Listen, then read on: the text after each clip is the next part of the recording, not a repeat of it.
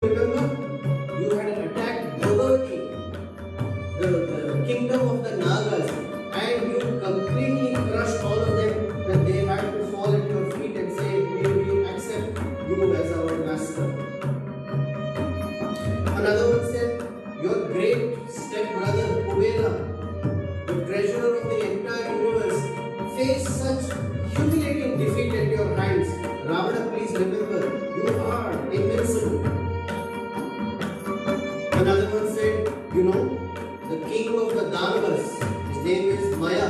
That Maya was so strong, you defeated him in battle, that as a way to appease you, he brought his daughter Mandodari and gave her to you as your wife. Another one said, you went to that place down in Patala and you fought with the great Nagas, Jati, Takshaka, Vasuki, and they were all subjugated by you. Ravana, there is no king on planet Earth who can even look at you face to face. Ravana is feeling a little bit better. Yeah, that's true. I'm very great. I'm very great.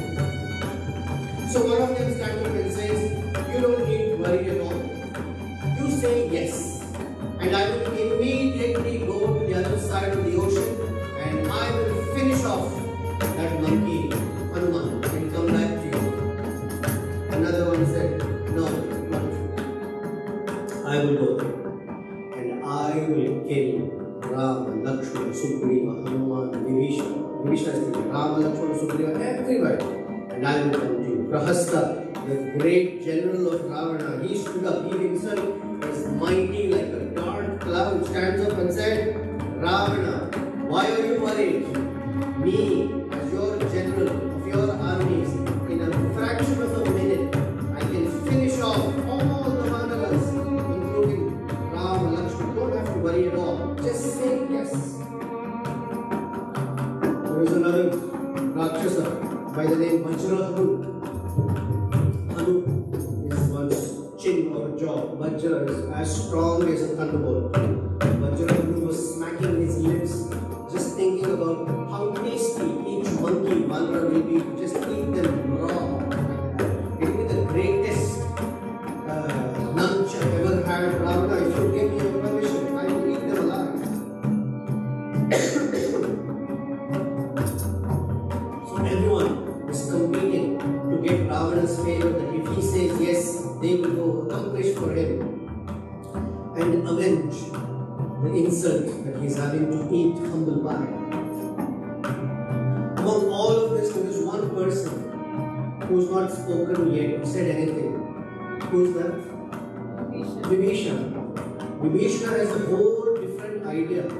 And at this time, Vibhisana stands up over all and addresses all these Rakshasas who are all standing with their weapons in their hand, waiting for Ravana's indication that they should go. So Vibhisana gets up and addresses all of them.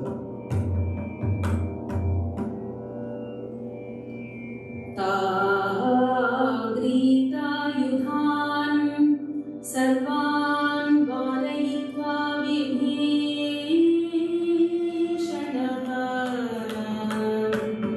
abravit pranyate vakyam punah pratyupaveshyata. Tagrita sarvan ayudhan. All of them are standing up, holding their weapons in their hand. And yet Vibhishana, Abravit Pranjalim, this is Pranjalim, he is addressing all of them. Abravit Pranjalim. Punah Pratik Upaveshaka. He made all of them sit down. As they say in Hindi, Baitho, Thande Dimag se so. Just sit down, think clearly. Don't get all so riled up and excited, just think more clearly. He addresses Ravana and says, Ravana, please do not underestimate Hanuman. How can one Vanara come and cause so much damage to you? There must be some inestimable strength in him.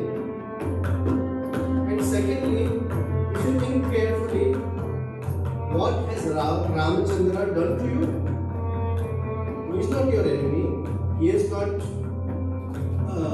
He has not come and provocated you for anything. You might say, what do you mean? That Rama, he killed all of my brothers and 14,000 Rakshasas in Janasthan. Khara, Dushara, Trishara, and 14,000 of my men. I wish to attack him. No, but Rama fought all of them in self-defense.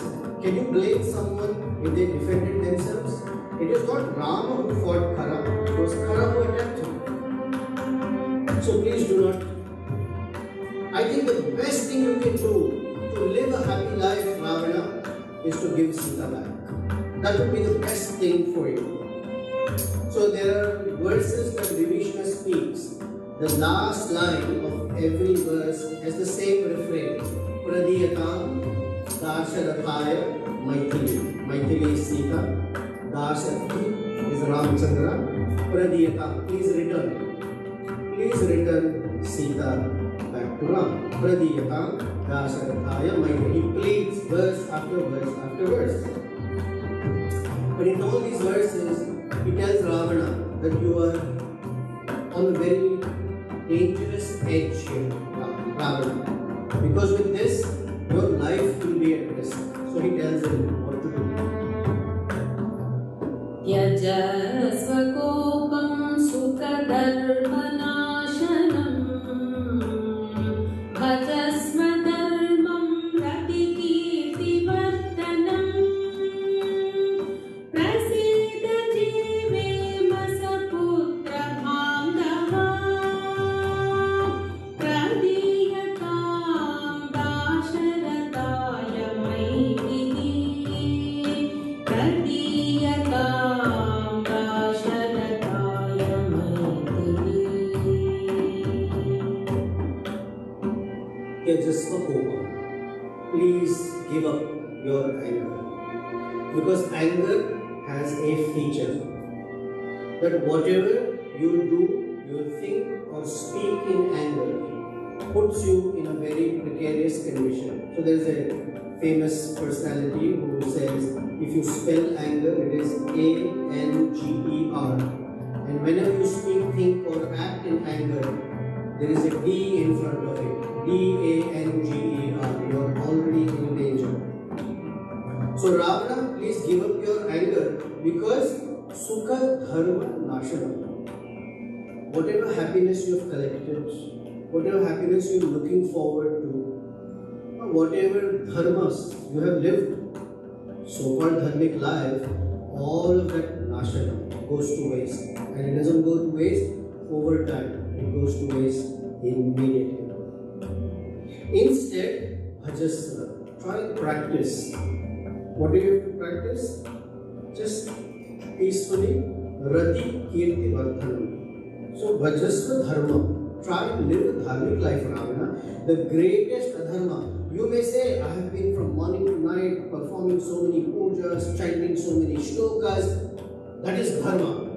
Yes, but look at your behavior. Why should your morning, when you do all your prayers, look so contradicting to what you did later in the day? What you did is you went and kidnapped someone else's wife. And that too, a very, very chaste lady. It doesn't mean it's okay to kidnap an unchaste lady. But it's a chaste lady. It's not your property. It's not your wife. It's not anyone that belongs to you. Ravana, Bhajasva, please try and live dharmic. With that, Rati Kirti Vardhanam. In your heart, you will become closer to the Supreme Lord. That is called Rati, attachment. Kirti Vardhanam, your fame will grow even more in the world. Right now, you are very notorious as a terrorist. Tomorrow, they will sing your glories that you did such a great act, or that you realized what you have done was wrong. Prasida, become pacified. And by this act, Jiveva Saputra Bandhavani. Let us live happily with our children and relatives. Go to parks, have picnics, celebrate birthday, live peacefully. Therefore, Pradiyatam Dasharataya. If you want to live happily, Ravana, please give Sita back. Well, Mahabharata says, if you give a fool good advice, what happens to the fool? Mahabharata says, you give a fool good advice, the fool becomes angry. How dare you give me useless advice? So Ravana dismissed everybody from his court. Next morning, Vibhishana wants to try one more time. And he comes when the court has not fully assembled. Ravana is only with his very confidential, very intimate ministers. And Ravana is seated on his throne. Vibhishana comes in, offers respects to his older brother, because Vibhishana never, even once, although he is upset with Ravana, never misbehaves or ill-treats Ravana. So with great respect, bows down to Ravana. Ravana cannot even acknowledge him, so with his eyes just shows him to sit somewhere there. And as Vibhishana is sitting there, when only just a few ministers, there's this discussion. So Vibhishana thinks, I tried to explain to him at this level of what is good and bad. It doesn't seem like he's gotten this message. Maybe I should tell him. Maybe he's not aware of ground reality. He's one of those kings sitting in the ivory tower that is so cut away from ground reality. Maybe I should tell him what is happening in his kingdom from the time he has brought Sita here. So maybe when he hears how it is affecting his kingdom, maybe that will change his heart. So Vibhishana tries one more time.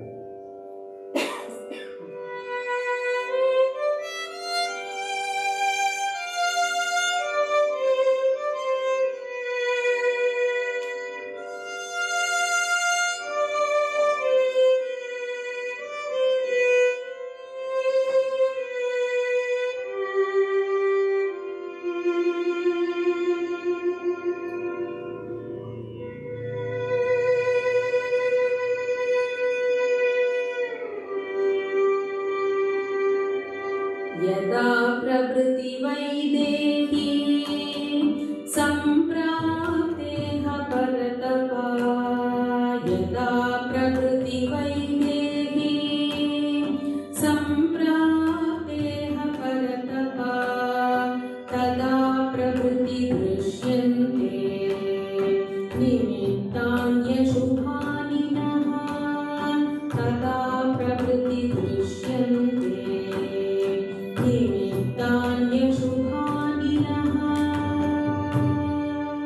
The word Prabhriti means since that time.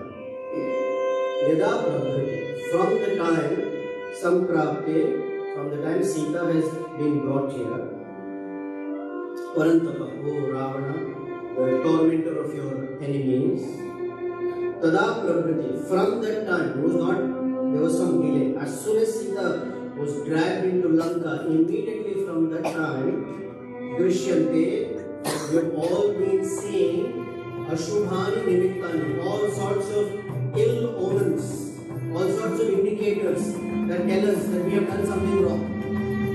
He said, your Brahmanas, every day they pick up ladles of ghee and pour it into the fire, Swaha! And the fire is supposed to come up large and glow brightly. Instead, the fire has no glow in it. The fire that should have tongues like snakes' tongues, like flaming tongues. Instead, deadly poisonous snakes are coming out of the Yajna Kunda. This is all inauspicious. In your cowherds' place, they are trying to milk the cows, but the cows' udders are completely dry. The cows are not giving you any milk. Donkeys, camels, other animals are constantly shedding their hair. And your doctors are giving them the best medication possible. And yet, they are not recovering at all. Every day, on the terraces, we are observing white crows, vultures, and other carnivorous birds encircling and loudly shrieking. These are all very inauspicious signs of our. I do recommend one thing though, that the best way to repair this situation is that you please give Sita back, because every evening jackals and wolves are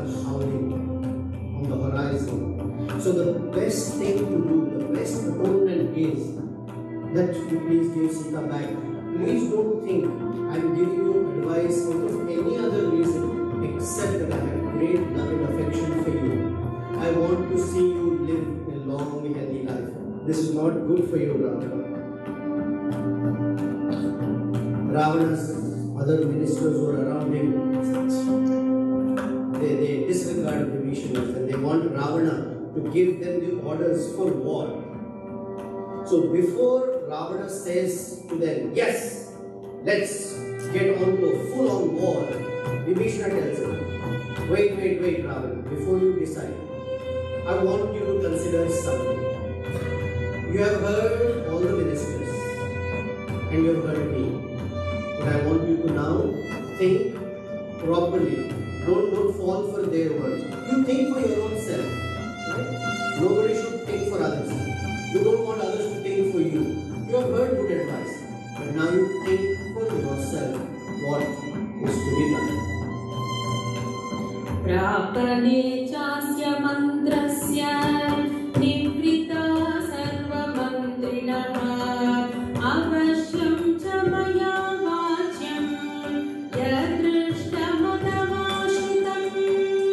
संविधाय यथायान्यं तद्भवान् कर्तुमर्हति हितं महान्तं मृदुहेतुसंहितम्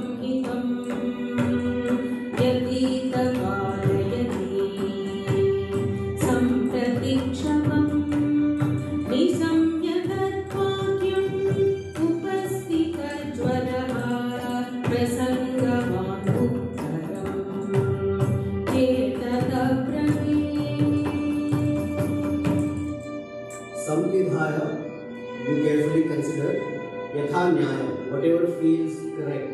Not just what feels correct. There's a problem. Some people say, I did it because I feel that was correct. It's not feeling correct. One has to know what is right and what is not right. And act accordingly even if it doesn't feel good. Because if a person only makes decisions on the basis of what feels good, because today I might feel good, tomorrow I may not. But what one should make one's decisions on is principles. Because principles don't change. The details can change. Details change with time and circumstance and place. So Vibhishana said, Yatha Nyayam Tad Bhavan Kartumarhati. That's how you should act. You consider carefully for your own self. And Vibhishana's speech, Valmiki tells us, is so wonderful that it becomes a lesson for any one of us, because we all are either parents or friends or managers or mentors or somebody looks up to us, or we are once from time to time called upon to give some thoughts on certain situations. And here's the model for how to speak in such situations. Hitam. This is Vibhishana's word. Hitam. He spoke not for what will Ravana think of me. There's no selfishness for himself. It was completely for Ravana's benefit. Hitam. And Maha Artham. It had great meaning. Artham also means benefit. It should greatly benefit the very person you're trying to help. It's not for my own benefit. It's for their benefit, and they will get something wonderful out of it. Maha Artham. So does it mean that Vibhishana forcefully spoke it angrily and said, you shall do it? No. Mridu. Spoke it very gently, softly. Hetu Samhita. Full of logical reasoning. Because sometimes people, in circumstances, especially when their emotions are high, tend to make very emotional or irrational decisions. At that time, some rationality helps tone or warm or tone their thought process. In one's life, both sides are very required, very much required.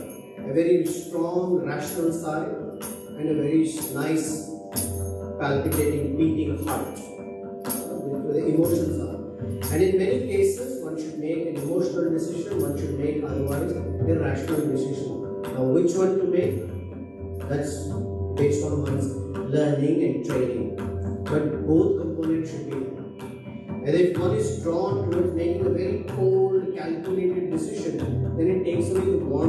heart, then you stop seeing people for people. You see them as just objects.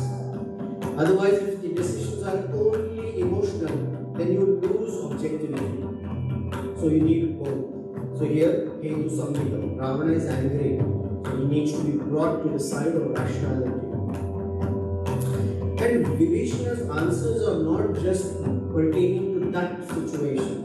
Valmiki says, Vyatita Kala, these principles are valid for the past, Samprapta, for the present, and for the future.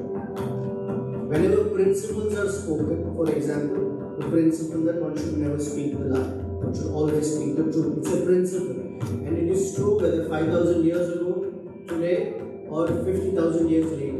It will still be a principle that will be valid. That is why the Bhagavad Gita, someone might say, oh, the Bhagavad Gita was spoken 5,000 years ago. We're now in AI generation. Shouldn't we modify and make it more relevant to today's audience? The answer is, the details of it may be, but the principles are eternal. The principles of Bhagavad Gita cannot be changed because Krishna says, we are not this body, we are Atma. That doesn't change whether you're in AI environment or this environment or a forest environment. You are always the Atma inside a body. So principles are important, and that's how Vibhishana is speaking. He's only speaking to him on principles. Now, our dear friend Ravana, or my friend Ravana, because he got good advice, he becomes angry. So here Valmiki says, Nishamita Bhakta. He heard those words of Vibhishana and he himself, Upasthita Jwara, his body is trembling with anger. Jwara is heated up. Prasangavan is so attached to the idea that I will not give Sita back. Uttaram Abra, he answered, he uttered a response to Vibhishana. And he said, get away! I will not give Sita back. It doesn't matter who says what to me, I don't care. All I want to know is how I can avenge my anger at Sri Rama and his Varas. I'm not afraid of everything. He dismissed everything. Vibhishana said, I tried. One more time. That evening, when Ravana had supposedly calmed down a little bit, Vibhishana went back. Now the court is in full session. Earlier it was just his older brother. Now he's the king. So he can't say, hey listen brother, bro, I want to tell you something. It will be inappropriate. So he addresses him as Rajan, king. But now he takes it even further with a statement that might prick Ravana a little in the heart. That actually, we were earlier talking on principles. Now let me show Ravana that he's actually playing with death. So this is what Vibhishana tells Ravana.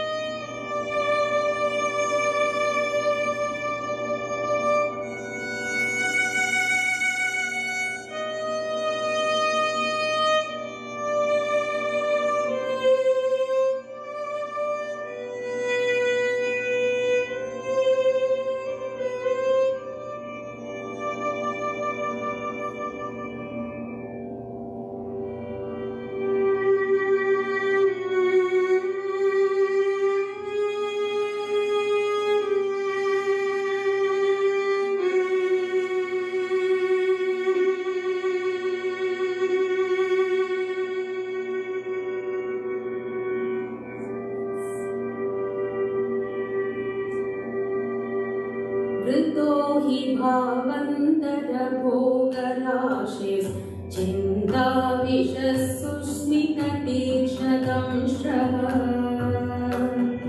पञ्चाङ्गुलिपञ्चशीलो अतिकायः सीतामहादेस्तव केन राजन् जीवन्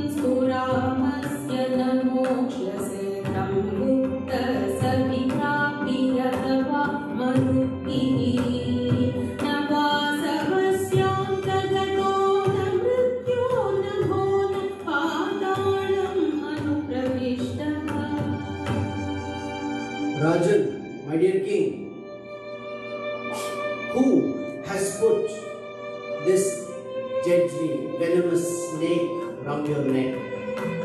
Bahu means arms, Bahwanta is the chest. The form of the snake is the chest of Sita. Bahwantara Bhogarashi.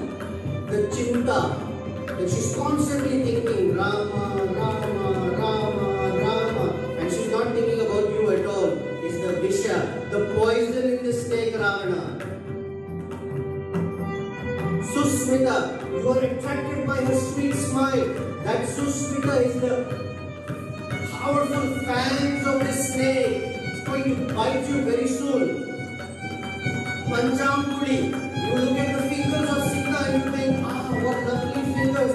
But these are the 5 hoods of this very big snake, Adhikaya Maha Ahi Sita. And that somebody has put around your neck, Ravana. Who has done this? And you may think, I don't care.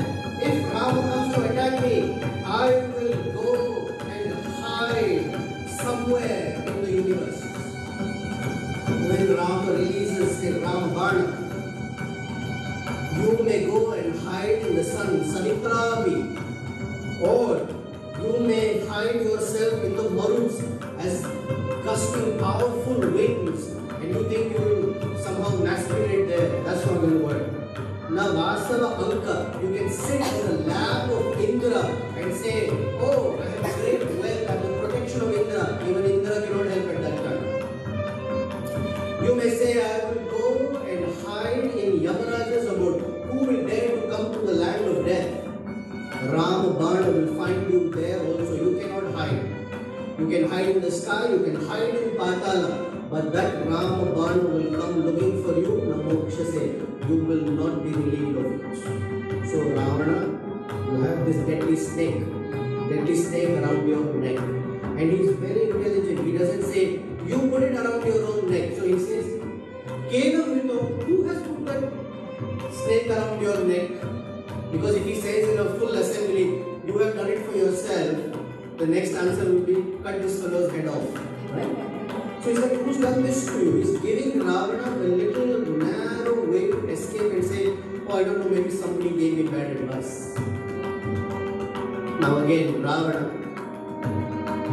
is very upset that what kind of advice am I getting from this one?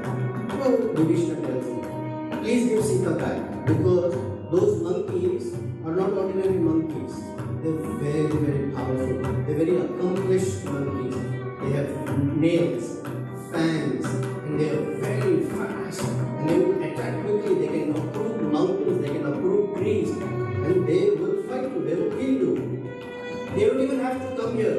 Sri Rama can release an arrow from wherever he is and it will finish the whole of Lanka. Please, Ravana, give Sita back. And you may think, I have such powerful people here around me, like Kumbhakarna, Indrajit, Mahapashva, Mahodara, Nikumbha, Kumbha, Adhikaya. I mean, they are all names that mean something, and their resumes are filled with destruction. They have killed the Devatas, this one, that one. I have a great army. None of them can protect you, Ravana. Rahasta, who's been listening to all this, he turned and said, Vibhishana, don't give Ravana bad advice. We are not afraid of any, forget about humans, we are not afraid of Indra, Yakshas, Gandharvas, Danavas, Tinkaras. We are not afraid. In fact, we have defeated all of them many times. So Vibhishana says, Rahasta, an intelligent person never boasts their own strength. The more you boast, the weaker you are. Only strong people keep quiet. So you are boasting like this. I don't think you have a good future, Prahasta. Then, in all of this, Ravana, who is listening, said something. Ravana speaks now. सुनिविष्टं हितं वाक्यमुक्तवन्तं विभीषणम् अब्रवीत् परुषं वाक्यं रावणकालचोदितः. Finally, Ravana is addressing his brother in very harsh words. Purusham Vakyam. And what was the reason Ravana spoke like this? Valmiki says, Kala Chodita. He was inspired, he was pushed, prompted by Kala, time. When I was young, whenever I did some silly things, my father would say, Vinasha Kale, Viparita Buddhi. I'm sure all of us have heard this somewhere in our life. Vinasha Kale, Viparita Buddhi. That when the time has arrived for something, at that time intelligence goes away. So it's like this Kala Chodika. So Ravana, in great anger, he's been thinking, that's my brother. Finally, he has had it. And now, in this deep state of anger, he responds to Vibhishana.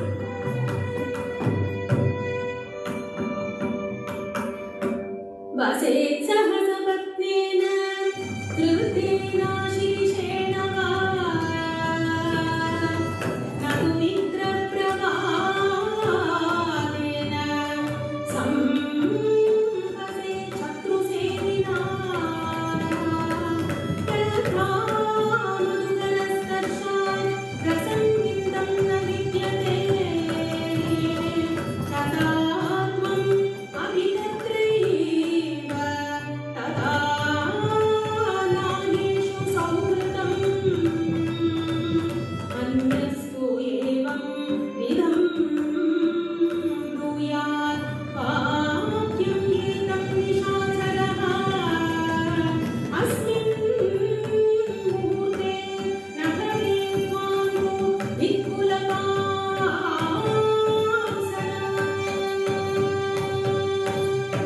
You hear Ravana's anger? Vaset Sahasapatnena. You are living in my house, but your heart is with the enemy. So you are not my friend or brother.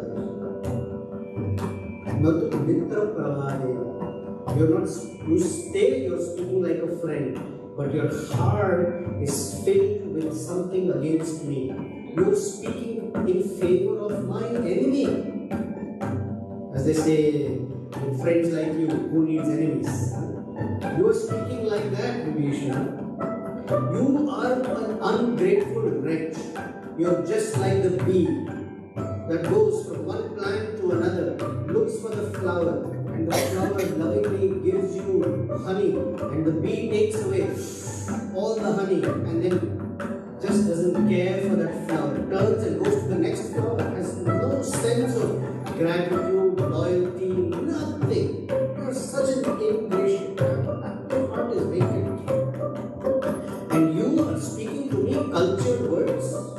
In fact, Anaryeshu Sauhradam, your heart has no friendship. And Anarya, you are being uncultured to me. Is this how you treat your older brother? And then he tells him the final. It says, Anyastu evam. If there was anyone else here, evam bruyat vakyam, had even spoken to me like that,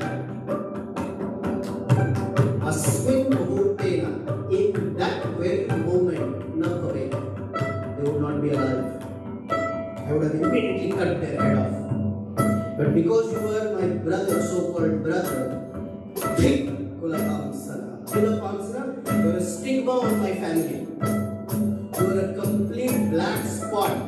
Dhik means cheat. It's an indicator that today I am cutting my relationship with you. No more have I been considered my brother. Dhik.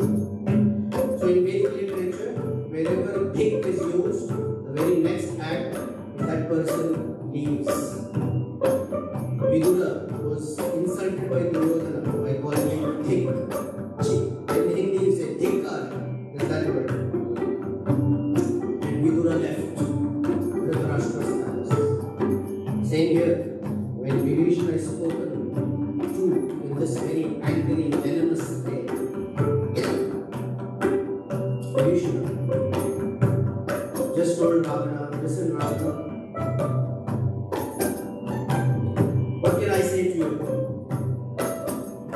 Yet, I was supposed to say what I was supposed to say, but as soon as he said Dik Purapamsa, I heard this word. Vibhishana had a reaction. And Valmiki says, immediately Vibhishana and 4 of his associates got up from their seats and started flying up into the sky. इत्युक्ता परुषं वाक्यं न्यायवादी विभीषणः उत्पपात गदा पाणिः चतुर्भिः सह राक्षसैः अब्रवीच तदा वाक्यं चातक्रोधो विभीषणः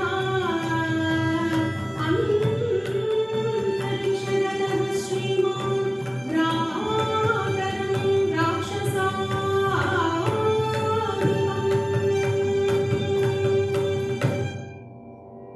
इत्युक्त्वा पुरुषं वाक्यं न्यायवादी Vibhishan उत्पपात. Papat means to fall, utpapata means to rise, and rise quickly. The example given of how quickly Vibhishana rose from that situation when he was insulted like this is given with you've all been in India, perhaps many of us, if not all, in the heat of summer. In the heat of summer, with a marble or granite floor that has been baking in the heat, if you by mistake put your foot on that hot marble or granite, what's your reaction? The reflex is called utpapata. Such a quick reflex, Vibhishana, Gadapani, holding his weapon, Chaturbhish Rakshasa, with 4 of his friends, Rakshasas, immediately rose up into the sky. Antariksha Gataha Shriman Bharataram Rakshasadipam, and Vibhishana himself was angry, Jata Krodham. Now one may say, why is Vibhishana angry? So Vibhishana is not angry when Ravana spoke to him this way. Vibhishana's frustration is, how many ways have I tried to tell my dear brother that he is bringing upon himself his own destruction, but he won't listen. And when he got up, this is the first time Valmiki addresses Vibhishana as Shriman. Shri is Lakshmi, and Shriman means one who is blessed by Lakshmi, one who is very prosperous, blessed by Lakshmi. Why? When he is leaving his brother, until he was with his brother, he lived a royal life. He had palaces, horses, elephants, family. And now he is leaving Ravana, and at this time Valmiki tells him he is blessed by Lakshmi. And he is leaving everything. Because this is the first time Vibhishana has made a decision that I need to change my circumstances and I need to go to Sri Rama. Whenever, in whatever condition of life, when one has that epiphany, that moment of aha, that my life is now meant to be in service of Sri Rama, at that point a person becomes Shriman. Up until that point, one may have wealth, one may have great success, one may have great name, fame, facilities, and yet, although they are all benedictions of Lakshmi, no doubt, but one is not truly Shriman. Once our founder, Srila Prabhupada, was told, oh, this person has all these wonderful accolades and assets and name and fame. And he said, wonderful, great. But technically, all of those will become wasted when that person dies. But if one learns to serve Krishna or Sri Rama, then in front of all these zeros, which anyway will become zero when a person dies, suddenly there is a 1 in front of the 0. And all these assets, intelligence, facilities, money, whatever it is, has a purpose. Because there is that 1, Sri Rama or Sri Krishna in front of it.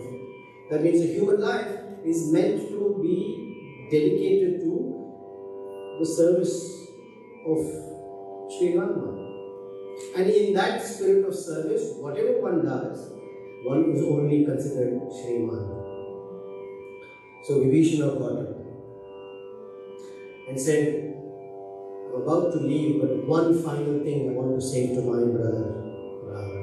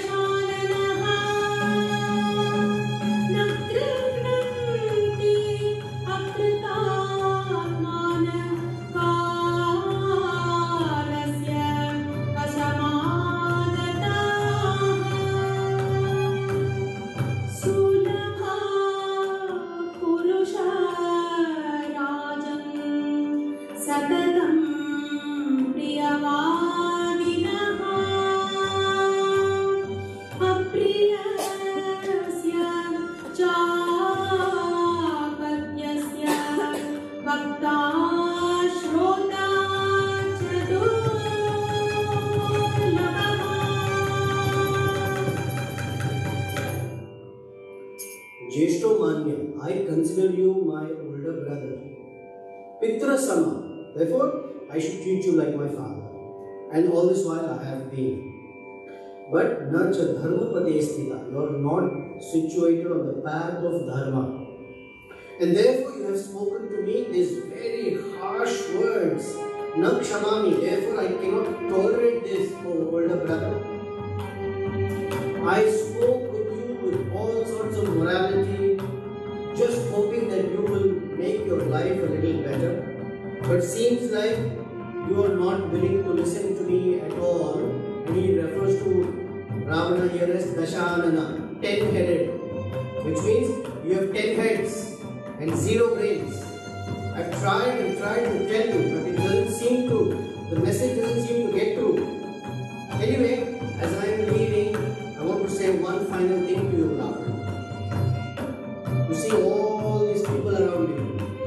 Sulabha Purusha Rajan, O king, you will easily find people who will always flatter your ego. Sulabha Purusha Rajan. Sadatam Priyavadina, one who will speak very, very pleasingly to you.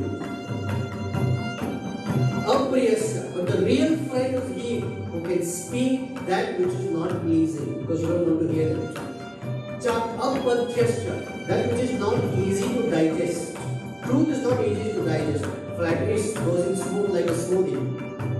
But real stuff is hard to digest.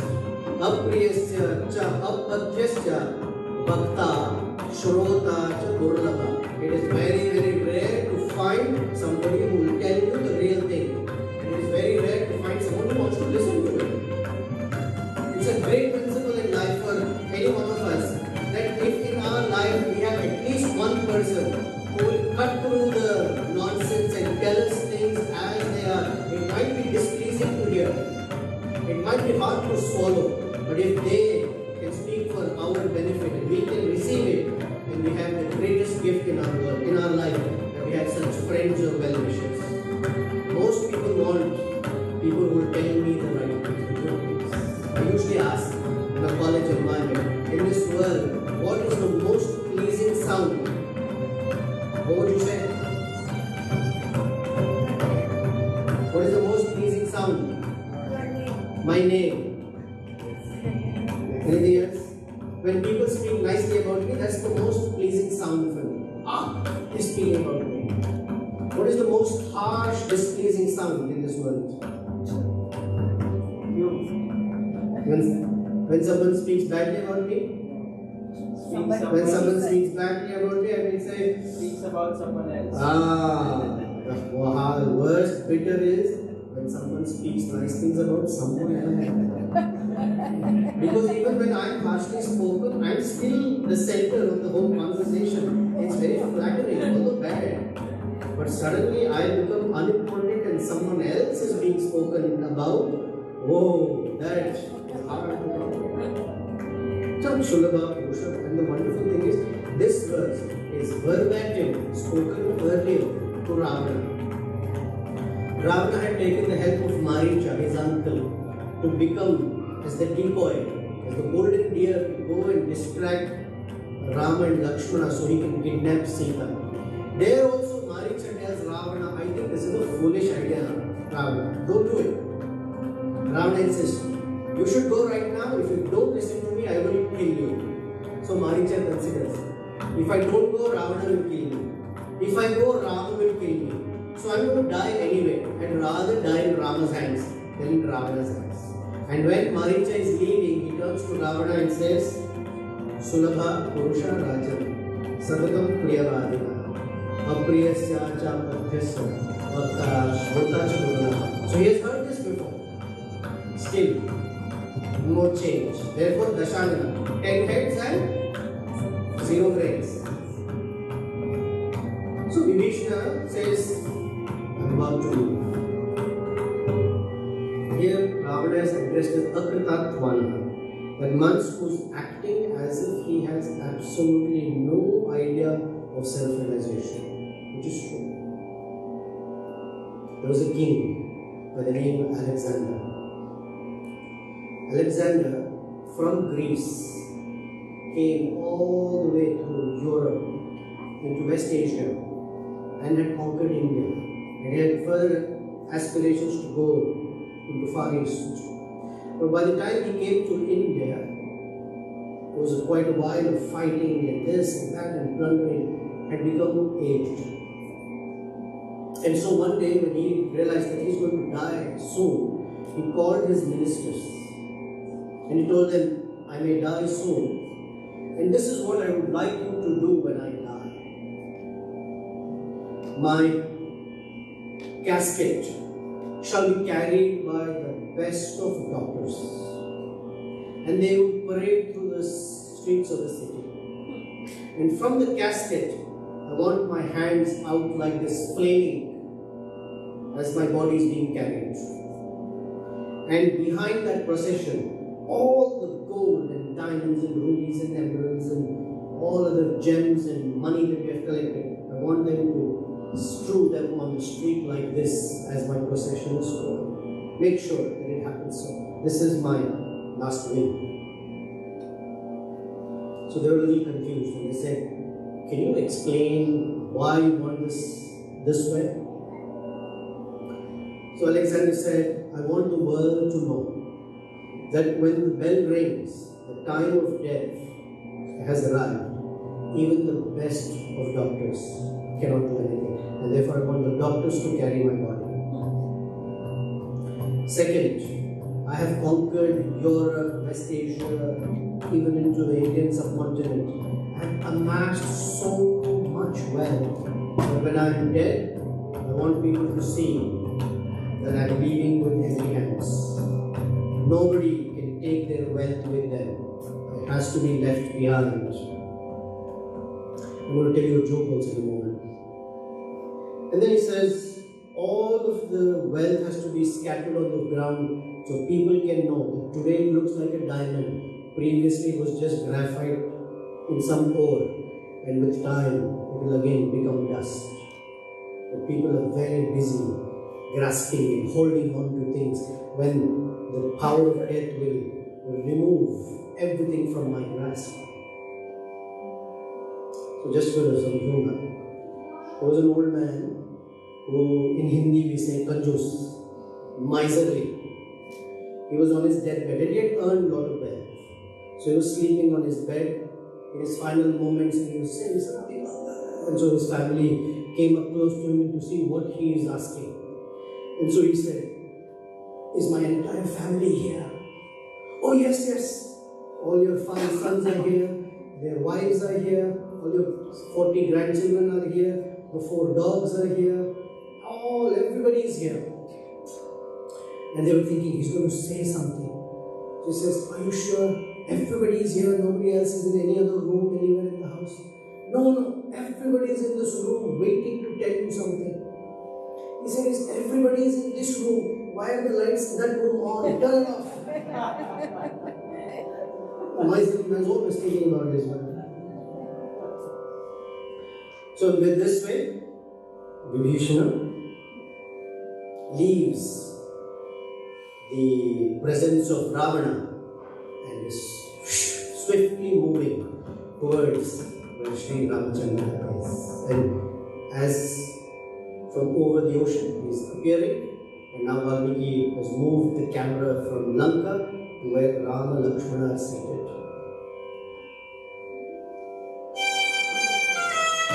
This is a happy moment. Now we are celebrating that Vibhishana has left Ravana and has come to Rama.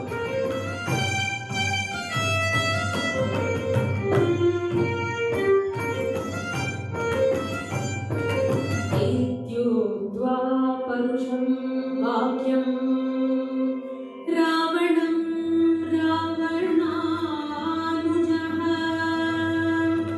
इत्युक्त्वा परुषं वाक्यं रावणं रावणानुजः आजगामभूतेन यत्र रामसलक्ष्मणः.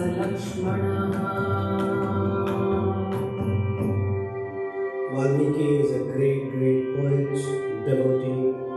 So every word is used has meaning. And now he says, Ajagama. Jagama means to go. Ajagama means to come or arrive. So he did not say that Vibhishana left. He said Vibhishana arrived. Because in one sense the camera is here, so Vibhishana has arrived. But that's the external meaning of it. The real, when someone is successful in their industry or what they have done in life, people say, such person has arrived. But that arrival is not real arrival, because that person, after they have arrived, at some point will die and they will be gone. But the real arrival for the human life is when one arrives or comes towards closer and closer to the shelter of Sri Rama. That is the real arrival, because that's the jiva. The body today can be successful in this way, no doubt, there's nothing wrong with that. But after this body goes away, what happens? People forget. But the jiva has a very intimate relationship with the Lord, because the jiva is part of Bhagavan. And so that connection, when it gets established, then when a person has ajagama, has arrived in life. Up until that time, they are only moving about through the 8,400,000 species of life. Sometimes human, sometimes devata, sometimes an animal, sometimes a bird, fish, some other crawling insect, plant, tree, something. Back again and again and again, over. It's called samsara, the unbroken chain of life and death, life and death, life and death. So there is no arriving. The only arrival is when that Atma's connection has been established through Bhagavan. So that's what Vibhishana has come to. Muhurtena. This is not something Vibhishana sat for days and days and thought, should I, should I not, should I not? Such decisions are made quickly. Muhurtena, immediately. He knew the right place to be is with Sri Rama, and quickly went to Sri Rama. And interestingly, Yatra Rama Sa Lakshmana. Rama is sitting with Lakshmana. Why Lakshmana is referred to? Because throughout the Ramayana, Lakshmana plays the role of Guru, a teacher. And these two entities should always be together.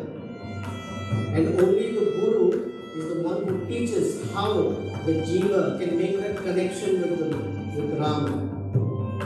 And Rama, when one has this desire, what is life all about? From within the heart, prods and makes arrangements in one's life that one will come to meet their Guru.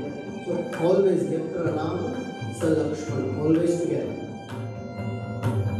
So Vibhishana has now come and he's waiting in the sky. And as he's arriving with 4 of his Rakshasas, here Rama was sitting with Sugriva, Hanuman, Jambavan, all the mighty Vanara warriors, they all carry their weapons because they want to protect Rama. What if this is Rakshasas? What if they have come to attack Sri Rama? And they have all now taken their weapons and they are waiting. Some of them have plucked trees, some of them have carried boulders. Just in case these Rakshasas attack Rama and Lakshmana, we will smash them. That time Vibhishana, still hovering in the air, in the sky, with folded hands, gives an introduction. Excellent, excellent verse to teach us that when we come in front of Srinivasa, Sri Ramakrishna, how one should give one's introduction about oneself. Ravano nama durvritto rakshaso rakshaseshwaraha tasyaham manujo vrata vibhishana iti shrutaha tammaham hetubir vakye vivinayschanyadashayam sadhu niradyata sitaramaya iti punah punaha.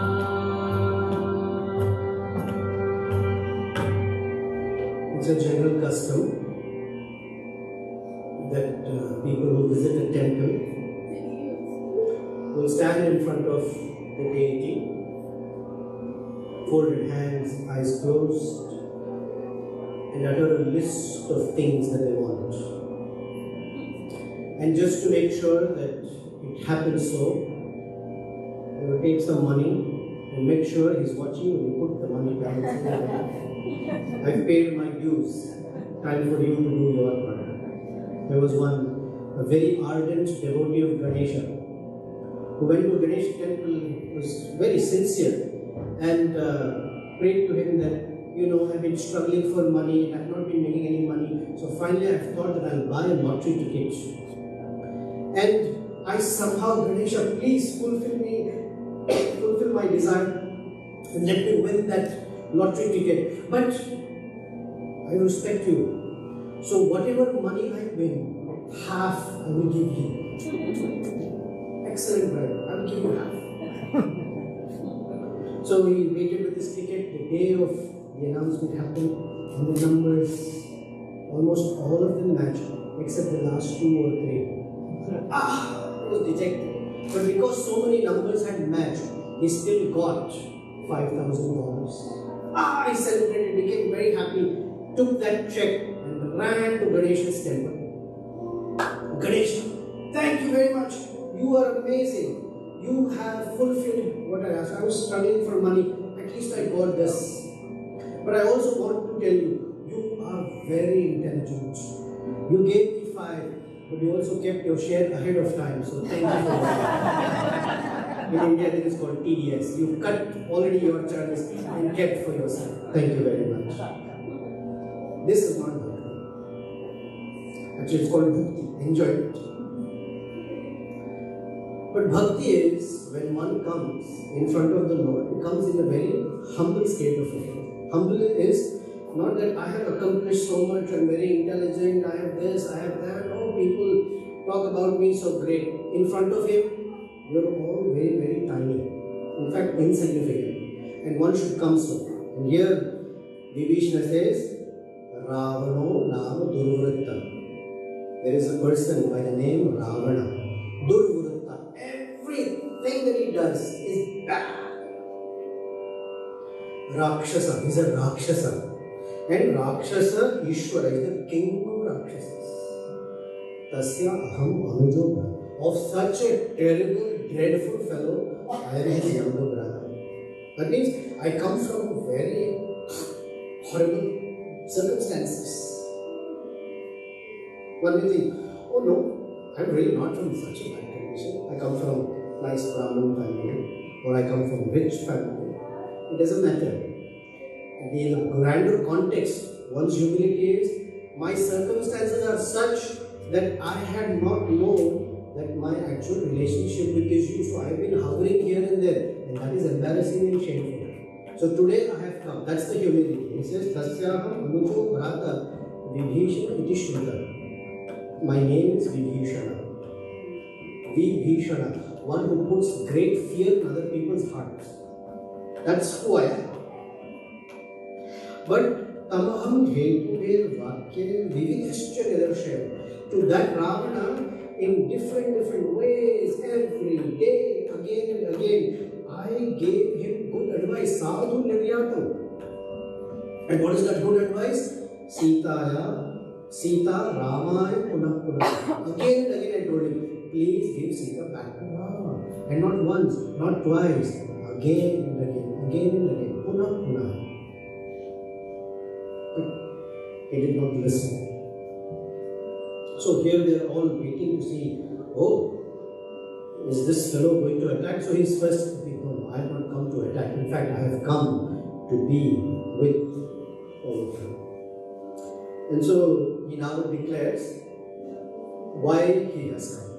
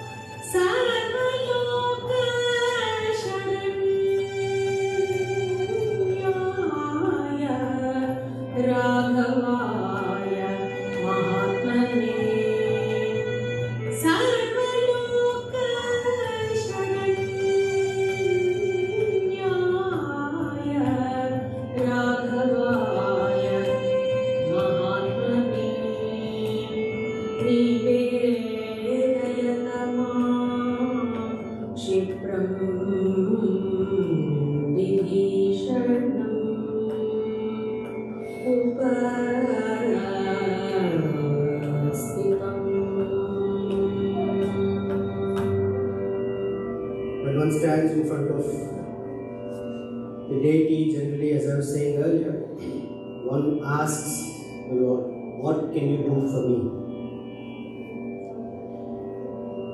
But the actual way to approach the deity in a temple is to say, what can I do for you? I am a servant, I am a kinkara. What do I do for you? How can I serve you? This is the right mentality, is the right way to approach the Lord. Because one may think, oh, am I not supposed to ask what I want? And the answer is, does a small baby ever ask the mother or father, what are you going to do for me? They know what the needs are and they fulfill those needs amply, sufficiently, far more than what the child can even imagine. Similarly, one should just come and say, how can I serve you? It's an expression of gratitude. It's an expression of wanting a relationship. I want to serve you. But here Vibhishana says, Soham Parushkastena Avamanita. Ravana has insulted me. Dasavaccha, and treated me like a servant, a slave. And so now I have come. Tyakva Dharamsha Putramsha. I have left my wife, I have left my children. Radhavam Sharanam Gata. I have come to you. I have come to Ramachandra for his Sharana. I want to be at his feet. Does one have to leave one's wife and children to become sheltered or surrendered to Rama? No. But why does Vibhishana say so? What it means is that one doesn't have to leave. One has to leave the idea that they are mine. Generally, we say renunciation. Most people have the idea of renunciation means to let go of things. This is a false idea of renunciation. Because when Arjuna said, I want to leave everything and go to the forest and be a yogi, Krishna is telling you're a fool. You need to fight this war. So the idea is not to give up. But the idea is to give up that you have something to give up. You have not, it's not yours anyway. Right? Money, for example, has a very unique nature.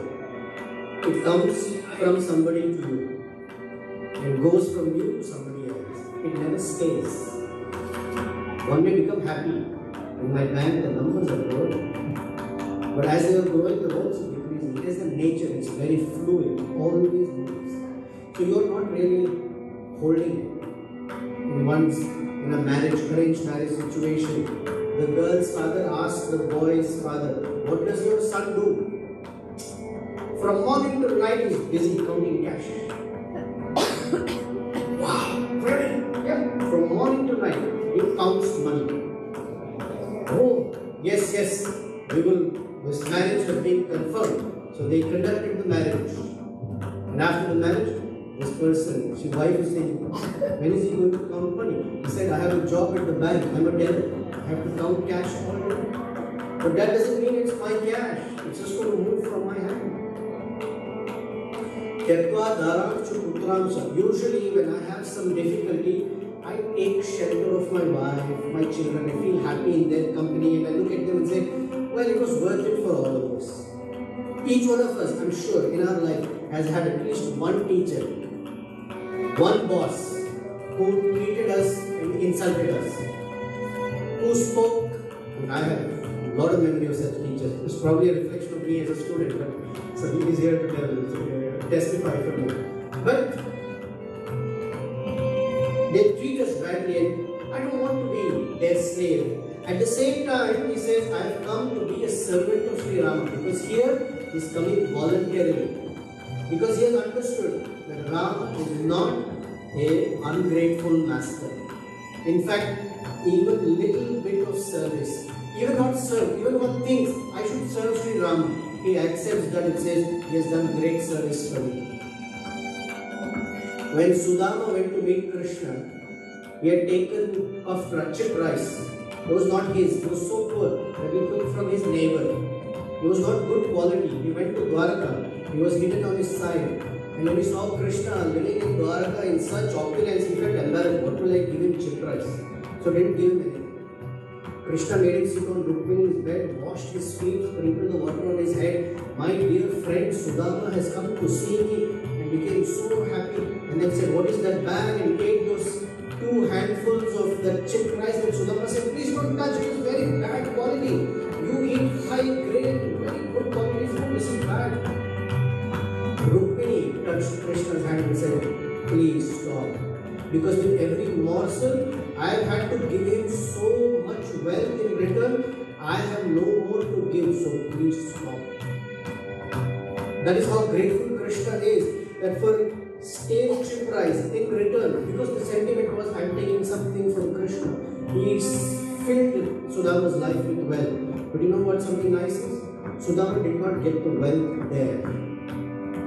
So Sudama said, I went to Krishna, he didn't ask me, I didn't ask him for any wealth, but that's okay, he's my friend. So great Vaishnava Acharyas tell us why Krishna did not give the wealth to Sudama at that point. You ready? Because Krishna felt embarrassed. How can I give money to a friend who has given me love? The wealth will be an insult. So I have to give it to him in hiding. So I cannot insult his friendship and love. That is the heart of the Lord. So when one comes and says, what can I do for you? He melts completely. So Vibhisana has come and said, I voluntarily want to be Ragavam Sharanam Gata. Now one may say, well, Ramachandra Sharana is for other human beings. He has accepted the Vanaras. But you are a Rakshasa. How can Ramachandra give shelter to a Rakshasa? So Vibhisana says, Nana, Sarvaloka Sharanyaya. Rama has the capacity to give shelter to Indra, to Lord Brahma, the Apsaras, the Kinnaras, the Gandharvas, in the Atala, Vitala, Sutala, Patala, everybody. So why not me as a Rakshasa? I also have place at Rama's feet. Mahatmane is a very large-hearted person. He is not selective. This can be my devotee, that one cannot be, nothing. He is large-hearted. Everybody has place at his feet. But, Sugriva, Nivedayata Maam Shikparam. Please quickly speak on my behalf to Sri Rama. Vibhisana is waiting. Rama is sitting there. Lakshmana is sitting there. But Vibhisana is addressing Sugriva, not Rama Lakshmana. Because this is the method of Sharanagati. One cannot come directly to the Lord and say, I'm here. I'm here to be. What can I do for you? The proper path for Sharanagati is through those who are dear to him. So Sugriva, so the path of Sharanagati is always based on recommendation. So this idea of recommendation that we are used to perhaps in India started from here. But without recommendation, nothing happens. But this is the original bhakti way, that someone who is very close to Sri Rama has to take us and say such and such. Even in life, when someone introduces us to someone important, then we have some choice, some possibility of meeting them. Otherwise, how can we approach anyone? Big, powerful, busy, wealthy. Someone has to recommend, I know such and such, can you please talk to them? Yeah, sure, for you, I'll do it. This is the way. So one he comes to Sugriva and says, Nivedaya, on my behalf, please make my plea. Now Sugriva, who's standing there, heard all of this. He turned to Rama and Lakshmana and said, Ravana's younger brother is here, along with 4 of his Rakshasas. For your safety, please think carefully before you say something. Because Krishna is very eager, he doesn't wait, Rama doesn't wait. You're sure. So please think carefully. Okay, you're bringing Rakshasas into your fold. In fact, I think he has come here as a spy. Because he's from that side. He's come from that side. He may be just speaking these words to gain your trust, and when you're not paying attention, he will break that trust. He will stab you in the back. After all, he's the enemy's brother. How can we trust him? Let's just arrest him. No, even better. Let's just kill him right now. Ramachandra heard all this and said, what is this? Somebody has come here and you are saying kill him? And then Sugriva, Rama says, I'd like to hear everyone's opinion as well. Sugriva, I've heard your opinion. What about others?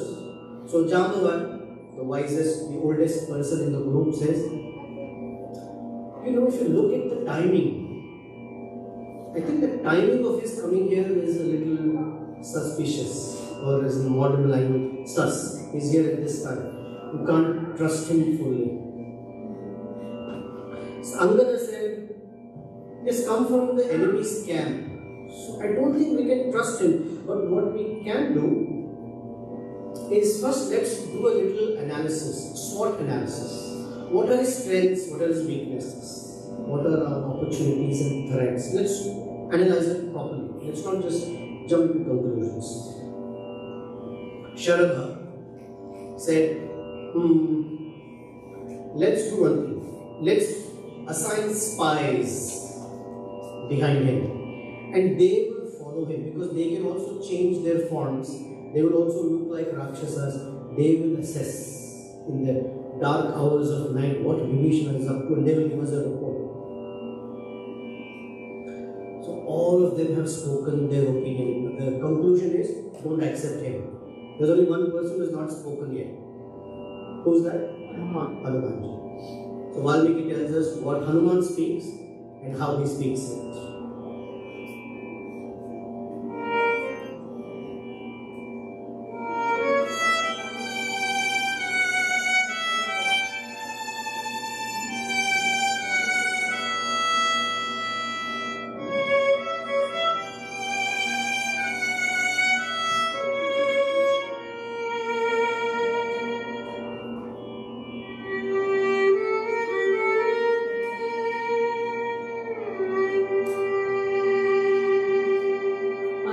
संस्कार संपन्नो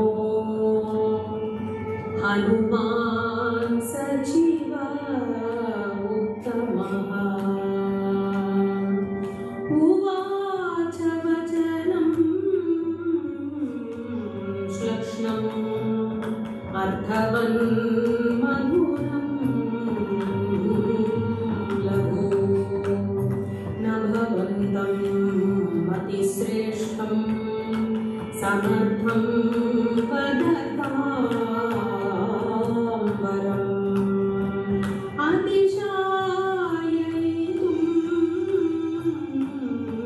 शक्तो बृहस्पतिरपि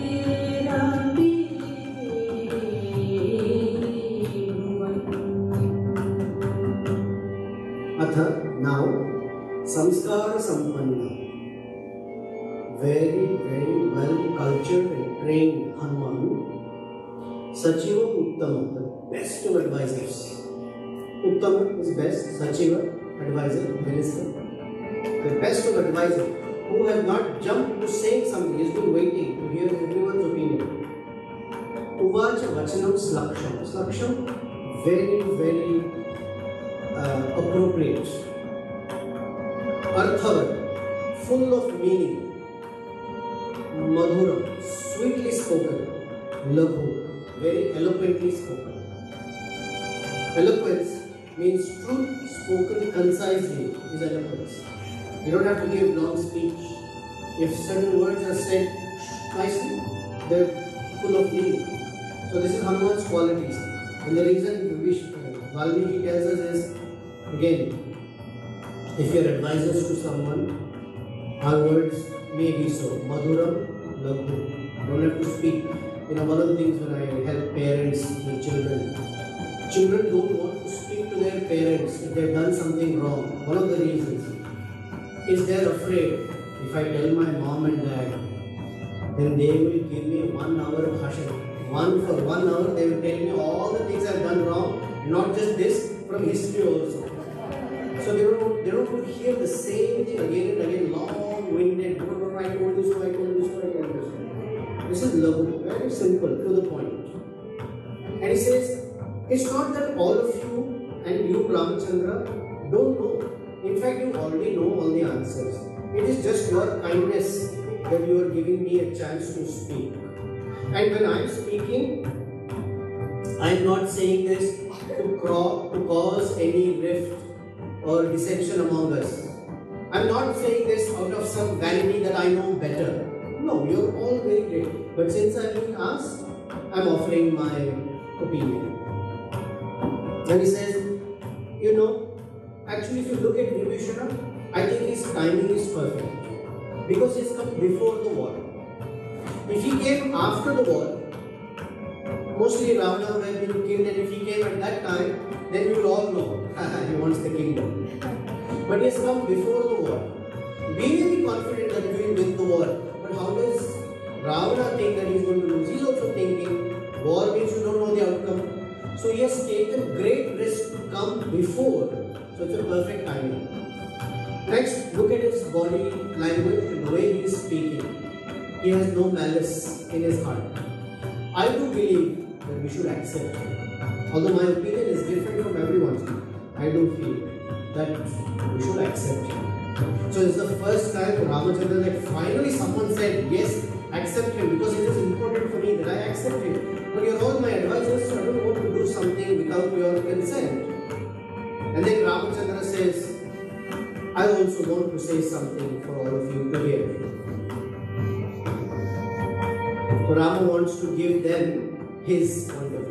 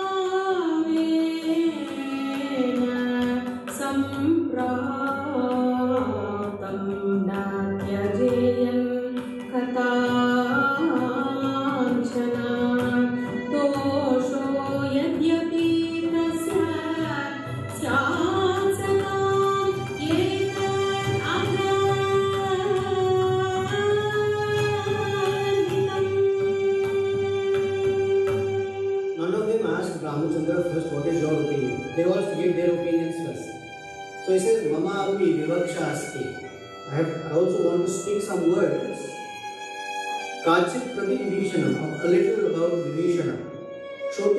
I would like all of you to hear. And the reason is, Bhavat being, all of you, Shreyasi Sthita. You are all situated, or you want only my welfare and nothing else. I understand that.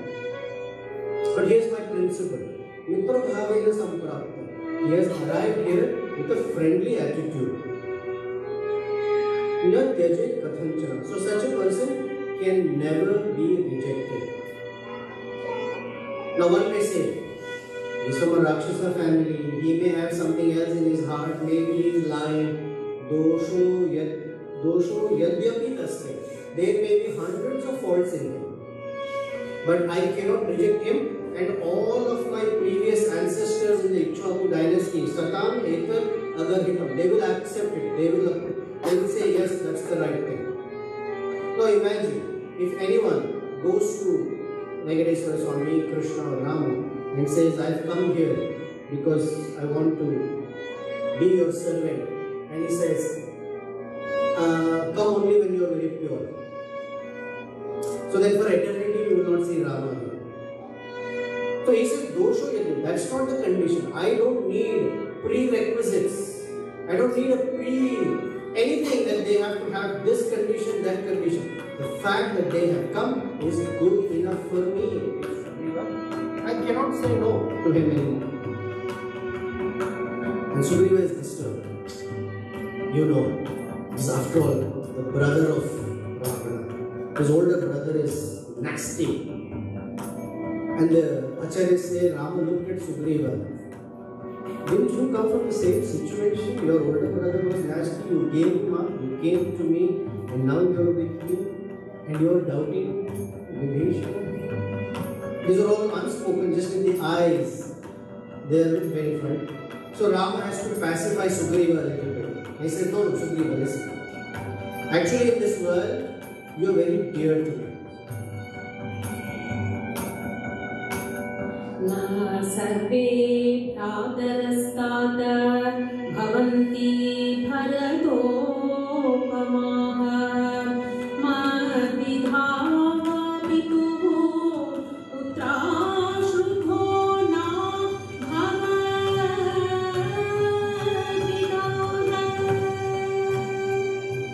न सर्वे भ्रातर ताता. Tata in Sanskrit means dear, my dear, darling. Oh my dear Sugriva. In this entire world there is no brother like Bharata for me. And there is no son as good as me towards my father. And as far as friends are concerned, there is no friend better than you for me. And yet, Sugriva may say, he has come in a friendly disposition. But what if he is actually not friendly, but he is only feigning, he is acting like a friend. But in his heart, he has some poison towards you. So in the previous verse, Rama said, Mitra Bhavena. Bhavena also means he is acting. Even if he is acting like a friend, that's good enough for him. I will accept it. Because in all of this, Ramachandra had a concern that everybody is speaking about Vibhisana. Vibhisana is like this, Vibhisana is like that, he is Ravana's brother. Hanuman also said, yeah, everything about him seems good. But nobody, up until now, has spoken about me and my heart. I want all of you to know what my heart is. That I am utterly helpless when someone comes to me. I cannot stop myself. There's an anecdote that a great sage, early in the morning, went to the river to take a bath. As he dipped in the river into bottom and picked up a palmful of water as tarpana, we saw there was a scorpion in his hand. And the scorpion in water, obviously he cannot swim. So as he looked at the scorpion stung him very badly. So as a reflex, he dropped the scorpion in water. And then he saw that the scorpion in this water is struggling because it cannot live in the water. So he quickly picked up that scorpion again. And the scorpion stung him again. So he dropped the scorpion. So now he has done this a few times, and other people sitting on the banks of the river started to laugh at him and say, oh, come on, you're such a well-learned sage. You know that's a scorpion. His nature is to sting. And the sage says, yes, I know. But my nature is always to protect. So as much as he is helpless by his nature, I am helpless by my nature. So I have to help.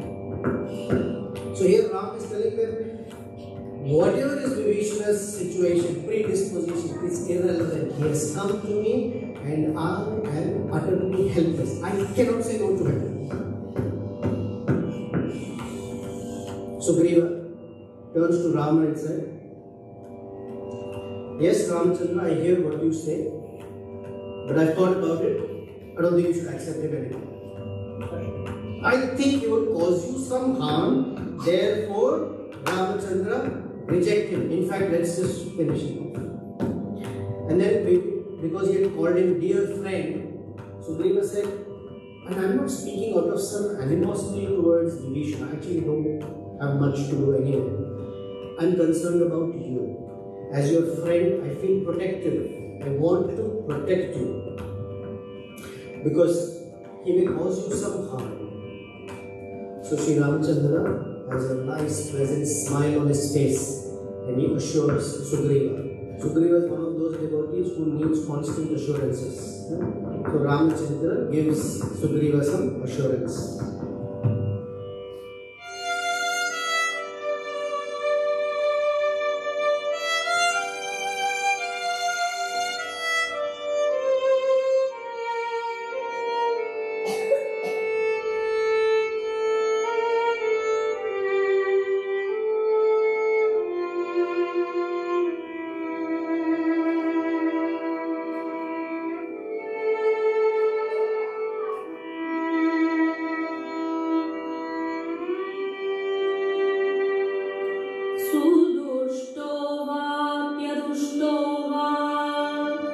किं येष रजनीचरः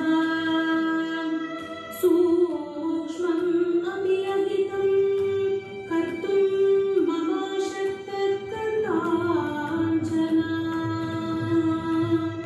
सुदुष्टो वाप्यदुष्टो वा किं येष रजनीचरः सूक्ष्मम् अपि अहितं कर्तुं मम शक्तकर्ताञ्जना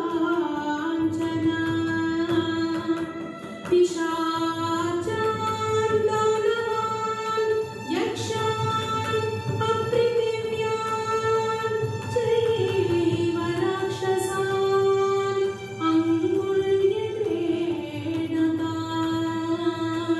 हन्यामि Chanu हरिगणेश्वर।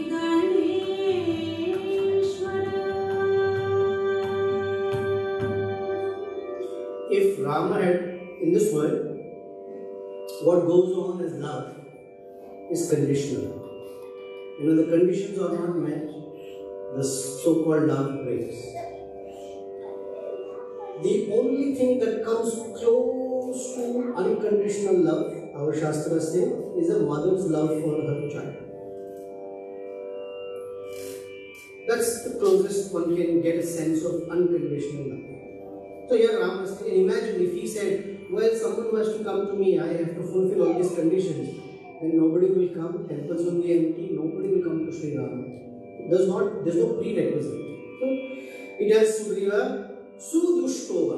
He can be full of force, but Adushta. Or he can be no force in him.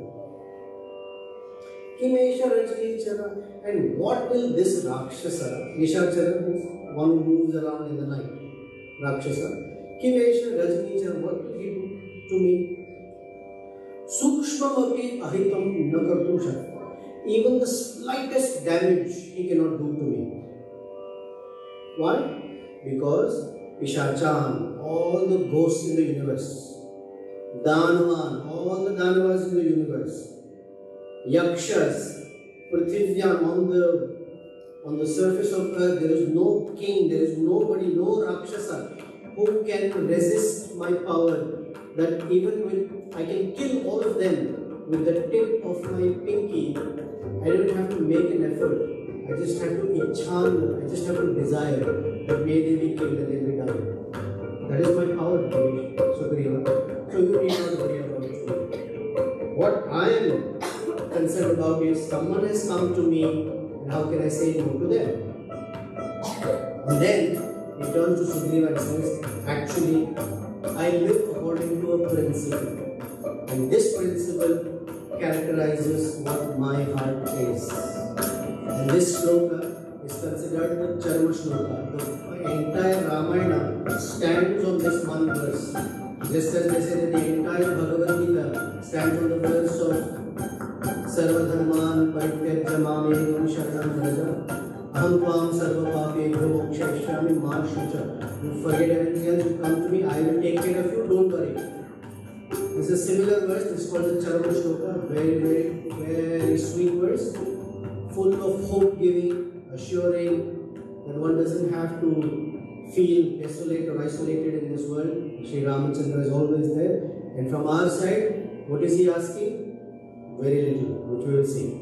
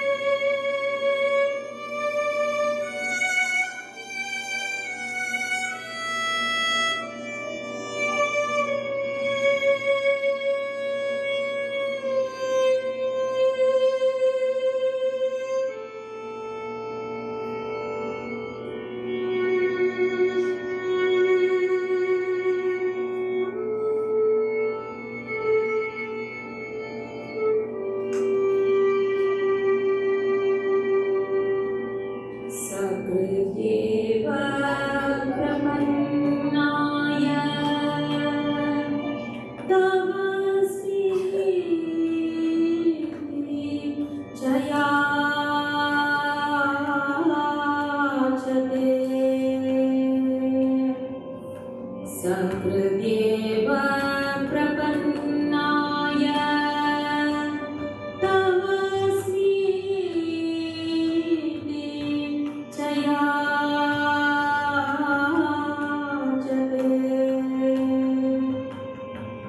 अभयं सर्वभूतेभ्यो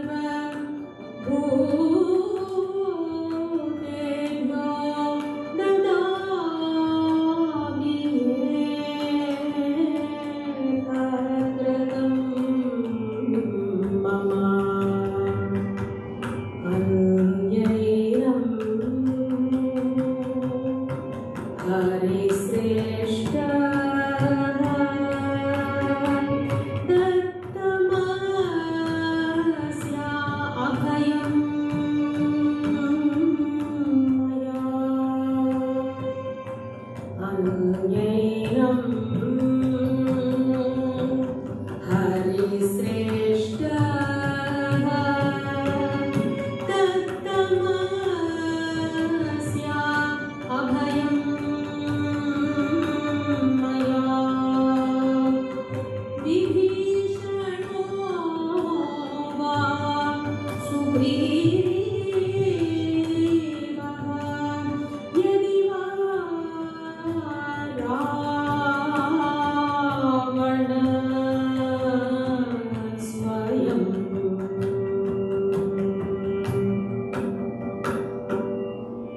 Sakrideva, just once. Yachate, someone appeals to me. And what is the appeal? Tavasmi. O Rama, I am yours. If just once someone says this, from my side, Abhayam Sarva Bhutebhya, I will remove any anxiety, fear ever, now, in the future, eternally from their heart. Etat Vratam Mama, this is my promise. This is what I live for. And this time we usually ask our audience to fold their hands, think of Sri Rama and say Tavasmi. Say with a little enthusiasm so Rama knows that you are not Mitra Bhavya, there's some friendship. Tavasmi. So just once is what Ramachandra asks. And he says Sugriva, it's not just to Vibhishana, Anya Ekam, anybody can ask me for that. And it's not just Vibhishana. Yadiva Swayam Ravana, if Ravana comes now and says to Rama, Tavasmi, I will assure Ravana of all fearlessness. I have no grudge at all. I'm giving Ravana a chance at all. When Sugriva heard this, he said, wow, what a friend I have in Rama. Amazing friend. And immediately he turned to Sri Rama and Lakshmana and said, yes, we should accept Vibhishana. All this while Vibhishana is hovering in the sky thinking, what will be my result? When will the result come? In a light sort of way, I assure that let's say you ordered something on Amazon and it'll tell you it will come after 8 days. First 7 days you are not that worrisome because it will come in. On the 8th day, you are constantly checking how far is it, where is it on the truck, when will it show up, is the driver there, is it going to come to my doorstep? The anxiety in the last minute is very, very high. So like this, Vibhishana has been waiting. What is the result? They are all having confidence and they are all talking. Will they say yes or not? And when Sugriva said yes, Ramachandra said yes. He said to Vibhishana, please come. And immediately Vibhishana, without waiting for a moment, because he has been waiting for tens of thousands of years since a childhood, that he has been studying wonderful scriptures, hearing the sages, he has been chanting the name of Ram, he has been thinking about it, he has grown up, he has had a family, but he is waiting that someday I will get to meet Sri Rama. And he has waited, and now they have kept him waiting. The last moments, it is very, very critical for him. The moment he hears yes, he rushes and falls at the feet of Sri Rama and grasps his feet tightly and offers his wonderful words of expression of gratitude to Sri Ramachandra.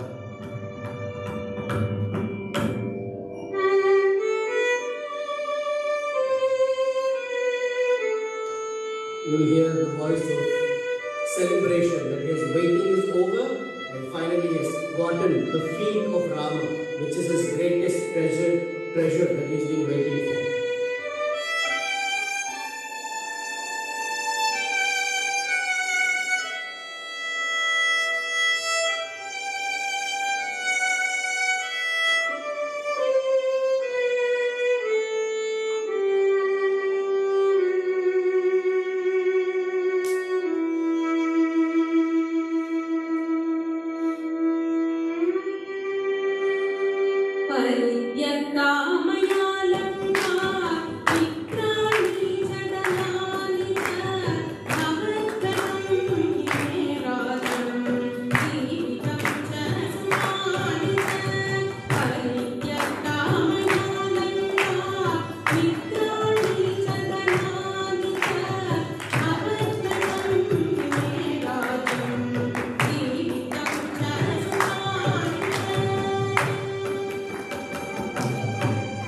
Parityakta maya Lanka. I have completely given up Lanka. Mitrani, all my friends. Dhanani, all my wealth I have given up.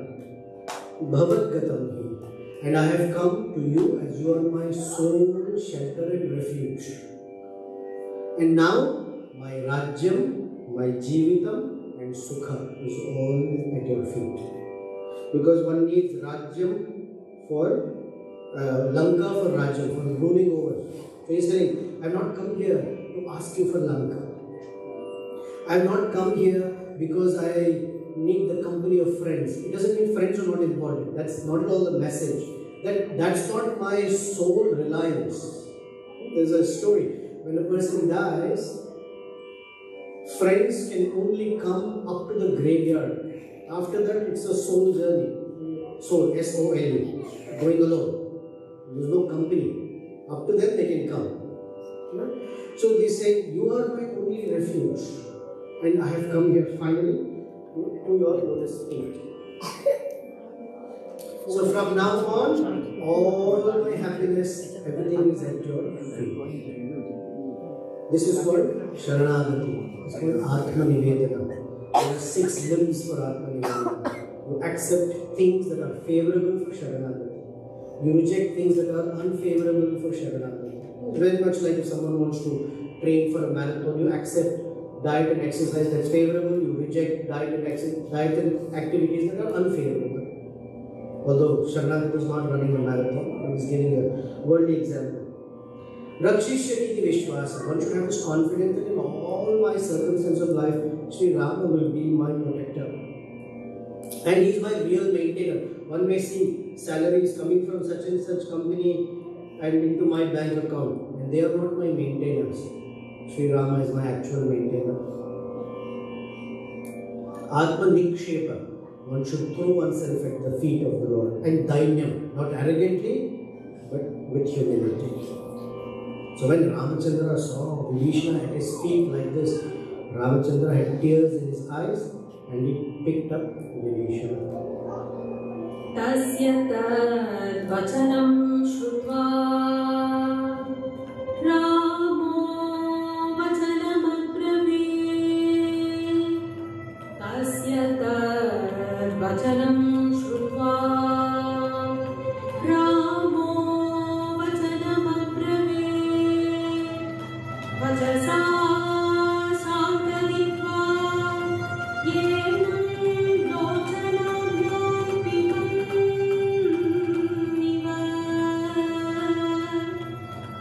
Agyahi mamadatvena rakshasana bala agalam. This is a fantastic verse.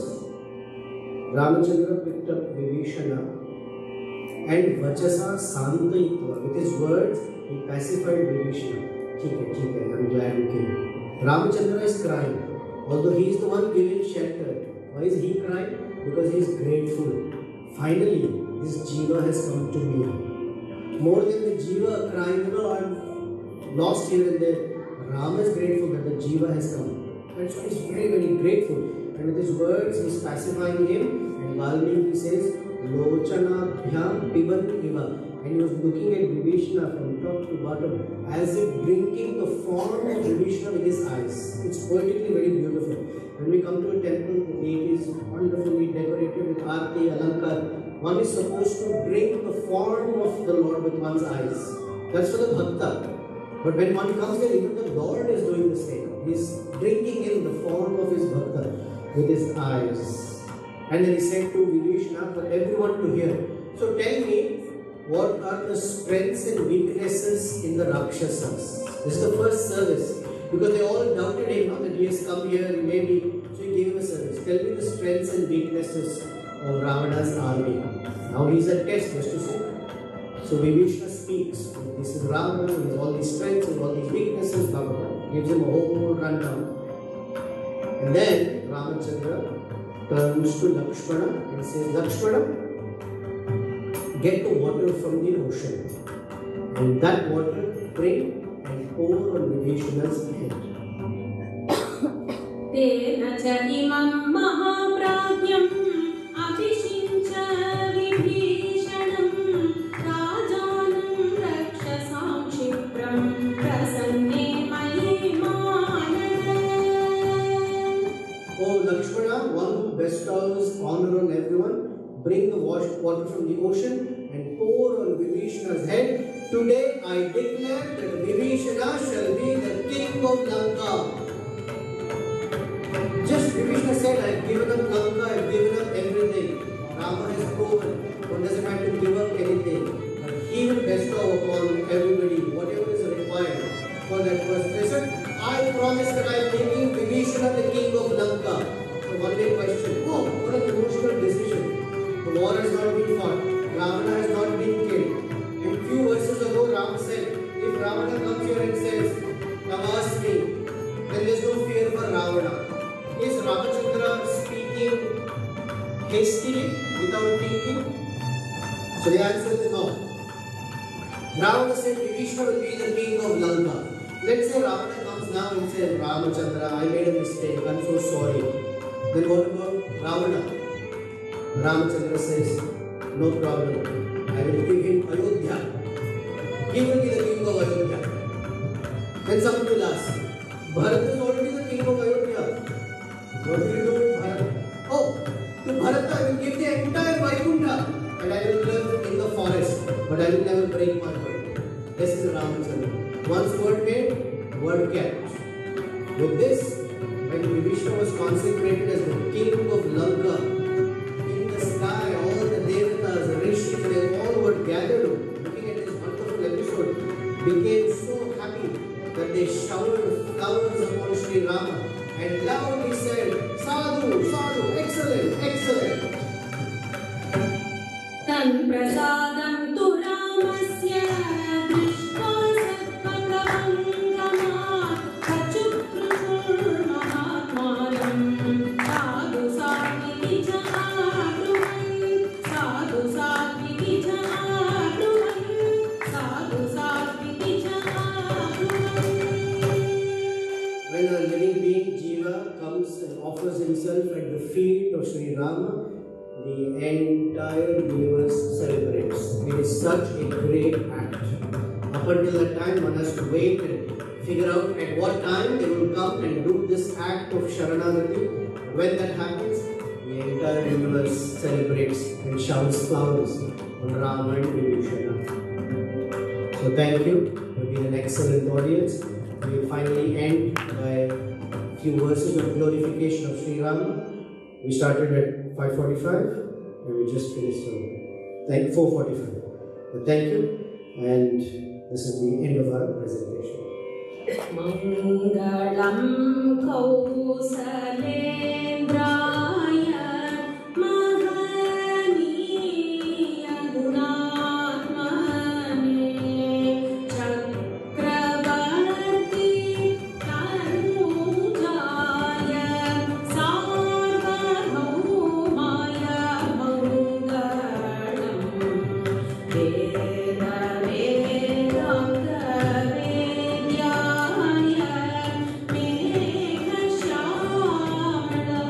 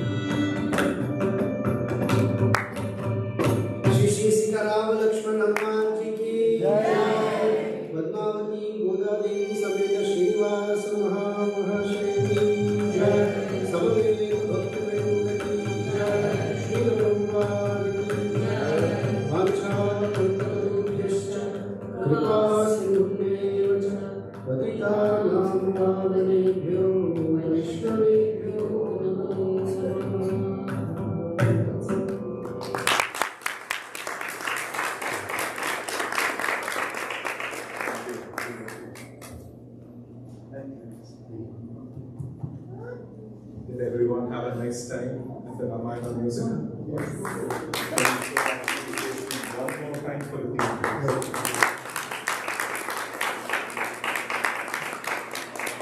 The sole intention of the Ramayana Musical is for everyone to grow a little closer to Lord Sri Ramachandra. And today's event wouldn't have been possible without Sridharji. Thank you so much for making this happen. Thanks to Rajashri, Mataji as well, who recommended that the program take place over here. Thank you. I'll hand over the mic to Sridharji. Radhe Radhe, Radhe Radhe, Jai Shri Ram. On behalf of Sri Balaji Temple of Great Lakes, I extend our heartfelt gratitude to everyone who made today's Ramayana Vibhisana Saranagati musical offering a truly divine and unforgettable experience. Our deepest pranams to sincere thanks to Honorable H.D. Nityananda Pran for bringing timeless episode of Vibhisana Saranagati to life through his inspiring narration, beautiful music, and profound spiritual thoughts. Your ability to combine storytelling with practical life lessons have touched everyone in our hearts. Thank you for traveling here and sharing your experience, your wonderful offering with our temple community. Please give a big applause to we also offer a heartfelt appreciation to the wonderful supporting artists who elevated today's presentation. H.D. Jyotirmaya Devi Dasi for the melodious vocal rendering that gives effective devotion. H.D. Sudha Das for soulful Kanjira accomplishment, devotion and support. And the ones. And Vachespati for soulful Mridangam support. And also youngest one, Bhaktas Sripati Sridhar for the beautiful violin accomplishment. Also, in the very way, your talent and devotion is truly inspiring to everyone. Thank you. Together, your teamwork transformed this evening into a spiritual journey we will cherish for a long time. Harish Ji is what tirelessly behind the screens in playing, in planning, online visual support, and every aspect of today's event. Without your timeless service, programs like that will not be possible. Our heartfelt gratitude to everyone, the devotees who joined today. Your presence, participation, and enthusiastic response made this program a truly meaningful. The temple becomes vibrant because of devotees like you. Today's message reminds us Lord Sri Rama's eternal promise that anyone who sincerely surrenders at his lotus feet, he is accepted boundless compassion. May we all the spirit of Vibhisana Saranagati in our life. Thank you everyone. Please continue to participate and support spiritual activities like this. Future. Once again, thank you everyone. Thank you. Radhe Radhe. Now you honor everyone.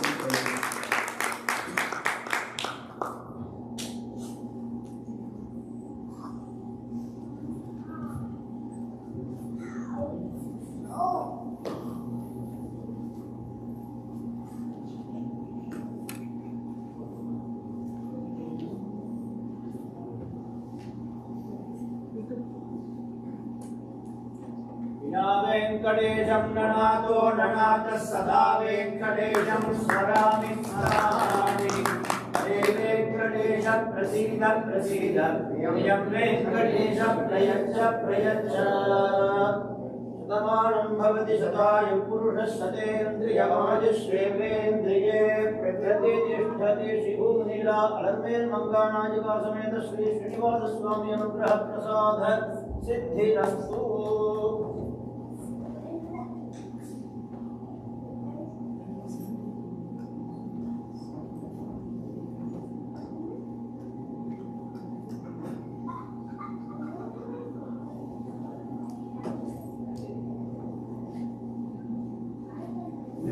वापयस्वती देवानां धेनुकं सुधानकस्फुरन्ति इन्द्रस्सोमं बिभतु क्षेमो अस्तु नः रविर्मन्वितायान् विवेङ्कटमुरयान् अनुग्रहम्